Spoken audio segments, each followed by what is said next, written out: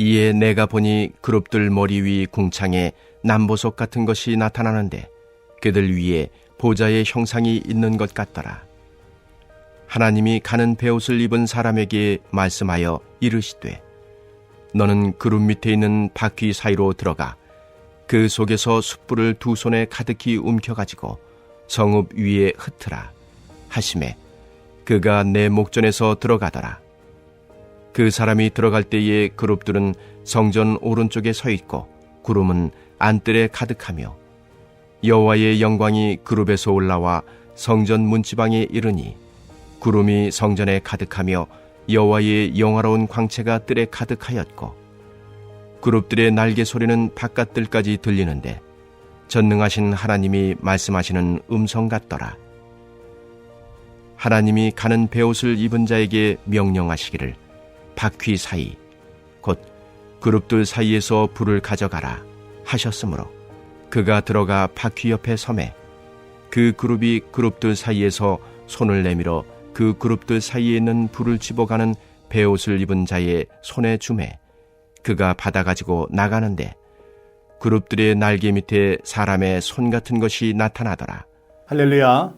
말씀으로 오늘을 살아가는 우리 모두에게 하나님의 은혜와 평강이 가득하시기를 주님의 이름으로 축원합니다. 제가 6살 때로 기억합니다. 유치원에서 미끄럼틀을 타다가 가장 윗부분에 꺾어지는 구간에서 균형을 잃고 바닥으로 떨어지는 사고가 있었습니다. 그때 떨어지는 충격으로 허리를 다치면서 통증 때문에 아파서도 그랬겠지만 너무 당황하고 놀래서 울음을 그칠 수가 없었습니다. 그러자 유치원 선생님이 저를 데리고 곧장 병원으로 향하셨습니다. 다행히도 이상이 없다라는 진단을 받고 저를 집으로 데려다 주셨습니다. 집으로 가는 길에 엄마를 만나면 지금까지의 상황을 다 이야기하면서 제가 여기도 아프고 저기도 아프고 눈물도 흘렸고 이것저것 다 이야기해야겠다라고 생각을 하고 집에 도착을 했습니다. 그런데 저희 어머니가 안 계신 것입니다. 제가 유치원에 있을 줄 알고 장을 보러 나가신 것입니다. 그때 저는 어머니가 돌아오실 때까지 서럽게 엉엉 울었던 기억이 납니다. 위로받고 싶은데 위로해 줄 사람이 없고 따뜻한 품에 안기고 싶은데 아무도 나의 아픔을 몰라주는 외로움을 느낀 첫 번째 경험이었습니다. 여러분, 우리는 이러한 상황을 안일 부자에 있을 제자를 써서 부재라고 말을 합니다.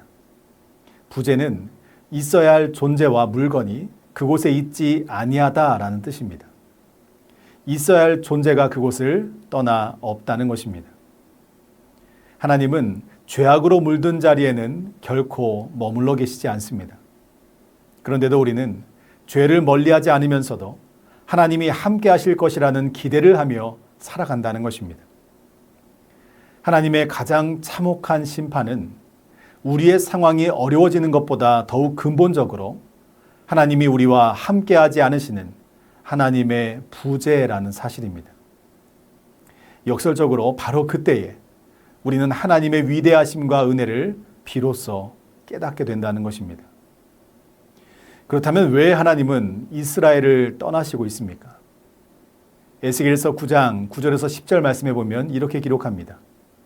그가 내게 이르시되 이스라엘과 유다 족속의 죄악이 심히 중하여 그 땅에 피가 가득하며 그 성읍에 불법이 찼나니 이는 그들이 이르기를 여호와께서 이 땅을 버리셨으며 여호와께서 보지 아니하신다 함이라. 그러므로 내가 그들을 불쌍히 여기지 아니하며 긍휼을 베풀지 아니하고 그들의 행위대로 그들의 머리에 갚으리라 하시더라. 아멘.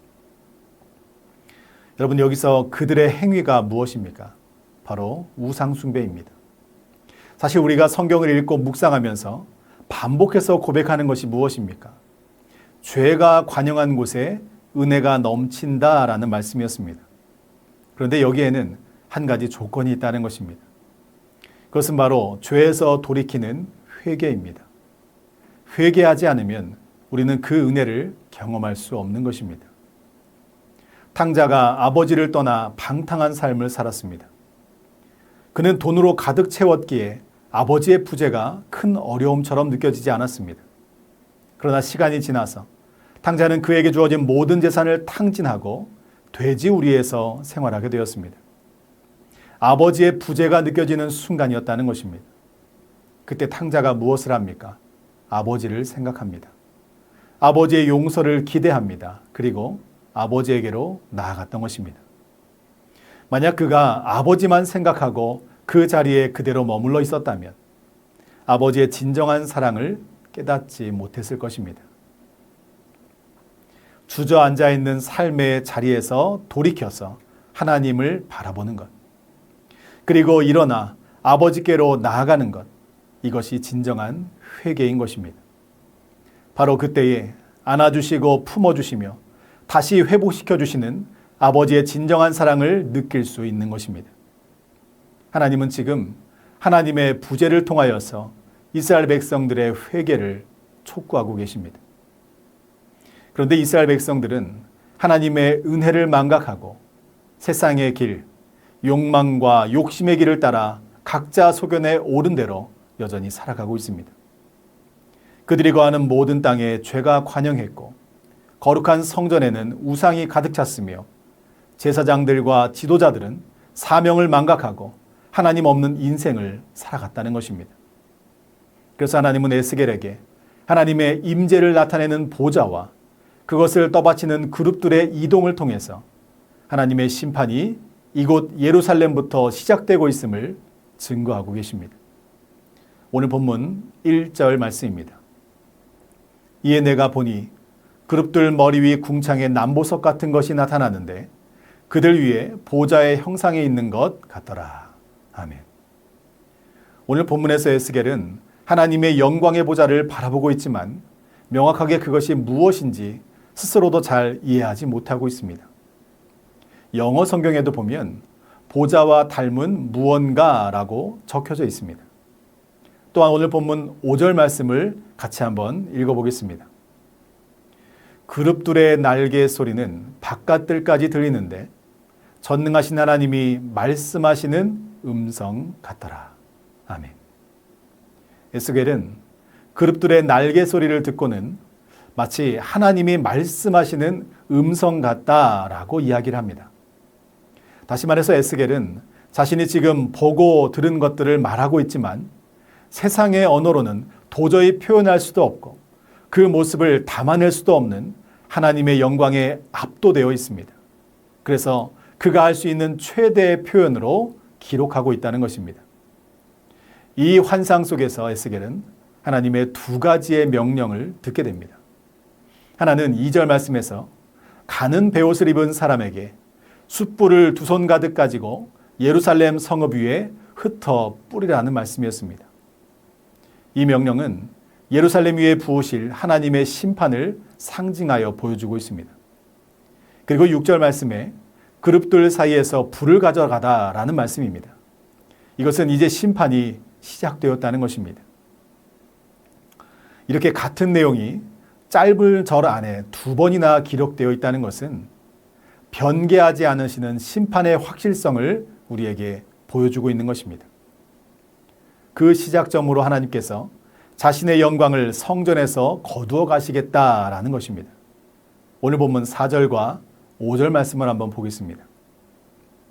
여호와의 영광이 그룹에서 올라와 성전 문지방에 이르니 구름이 성전에 가득하며 여호와의 영화로운 광채가 뜰에 가득하였고 그룹들의 날개 소리는 바깥들까지 들리는데 전능하신 하나님이 말씀하시는 음성 같더라. 아멘. 4절에 보면 여호와의 영광이 그룹에서 올라와 성전 문지방에 이르렀다라고 말씀하고 있습니다. 원래 하나님이 어디에 좌정하여 계셨습니까? 지성소에 계셨습니다. 하나님의 임재를 상징했던 장소인 지성소를 벗어나 성전 문지방으로 이동하셨다는 것은 이제 하나님의 영광이 그들 가운데 머물러 있지 않겠다라는 것을 시각적으로 보여주고 있는 사실입니다. 또한 5절에서 보면 바깥들까지 들리는 그룹들의 날개 소리라는 것은 에스겔이 이미 소명장으로 불리는 1장에서 부르심을 받을 때 천사들의 날개 소리를 많은 물소리와도 같고 전능자의 음성과도 같다라고 묘사했던 것처럼 하나님의 영광과 그룹들이 이동하면서 들려오는 그 위엄과 웅장함을 청각적으로 묘사하고 있다는 것입니다. 아직 하나님의 영광은 성전에 머물러 있습니다. 그렇다면 우리가 오늘 본문 말씀을 통해서 기억해야 할 것은 무엇이겠습니까? 내 마음의 성전에 나는 진정 무엇을 모시고 살아가고 있느냐라는 것입니다. 성경이 우리에게 반복적으로 보여주는 것이 무엇입니까? 하나님은 건물로서의 성전에 기뻐하시는 것이 아니라 하나님을 담고 있는 우리의 중심을 기뻐하신다는 것입니다. 하나님이 왜 다윗을 기뻐하셨을까요? 그의 마음은 오직 여호와 하나님으로 가득 차 있었기 때문입니다. 그는 하나님께서 자신과 함께 하심을 진정으로 기뻐하는 사람이었습니다. 언약궤를 되찾았을 때 그는 너무 기뻐서 바지가 흘러내린 줄도 모르고 덩실덩실 춤을 추었습니다. 그리고 그의 마음속에는 우리와 함께 하시는 여호와 하나님의 임재를 만천하에 드러내고자 하는 열망이 가득했던 사람이었습니다. 비록 다윗은 성전을 짓지는 못했지만 그의 삶은 이미 성전 안에 거하는 삶을 살았다는 것입니다. 하나님이 기뻐하시는 것은 솔로몬의 성전이 아니라 하나님께 집중되어 있는 다윗의 마음이었습니다. 하나님께서 기뻐 받으시는 것은 우리가 이루어 놓은 업적이 아니라 오직 하나님 한 분만으로 가득 채워진 우리의 중심, 거룩한 성전을 원하신다는 것입니다. 고린도전서 3장 16절 17절 말씀에 이렇게 기록합니다. 너희는 너희가 하나님의 성전인 것과 하나님의 성령이 너희 안에 계시는 것을 알지 못하느냐. 누구든지 하나님의 성전을 더럽히면 하나님이 그 사람을 멸하시리라. 하나님의 성전은 거룩하니 너희도 그러하니라. 아멘. 사랑하는 전주한독교회 성도 여러분, 우리가 하나님과 친밀해지는 것은 그분과 더불어 살고 그분과 더불어 먹는 것입니다. 우리가 거룩한 하나님의 성전으로 살아갈 때에 하나님은 늘 우리 안에 좌정하시고 우리의 삶은 성령님께서 인도해 가실 것입니다. 그러므로 하나님의 부재를 느끼기 이전에 하나님의 임재를 체험하고 날마다 고백하는 거룩한 인생이 되시기를 바랍니다. 하나님은 창조주, 구원주 하나님이시지만 심판주 하나님도 되십니다. 하나님은 사랑의 하나님이시지만 정의와 공의의 하나님이라는 사실을 잊지 마시기 바랍니다. 하나님의 심판 앞에서 그 누구도 예외는 없는 것입니다. 따라서 우리가 살아가는 모든 삶, 우리가 고백하는 참된 믿음이라는 것은 자기 확신이 아니라 오직 하나님의 은혜라는 것입니다. 내가 그려놓고 내가 기대하는 하나님이 아니라 실존하시는 여호와 하나님을 바르게 믿고 바르게 따라야 한다는 것입니다. 주일에만 교회에 나오는 썬데이 크리스찬 되지 마시고 날마다 매일 말씀으로 깨어나는 본 어게인 크리스찬으로 오늘을 살아내는 성화가 우리의 삶에는 필요한 것입니다. 바라기는 오늘 하루 내 안에 가득 차 있는 것이 무엇인지, 나는 진정으로 무엇을 모시고 살아가고 있는지 여러분의 삶을 돌아보시기 바랍니다. 그리고 사랑과 공의의 하나님, 창조주, 구원주, 심판주 되시는 여호와 하나님만을 내 마음 안에 모시고 거룩한 성전을 이루며 오늘을 살아가는 저와 여러분 모두가 되시기를 주님의 이름으로 간절히 축원합니다.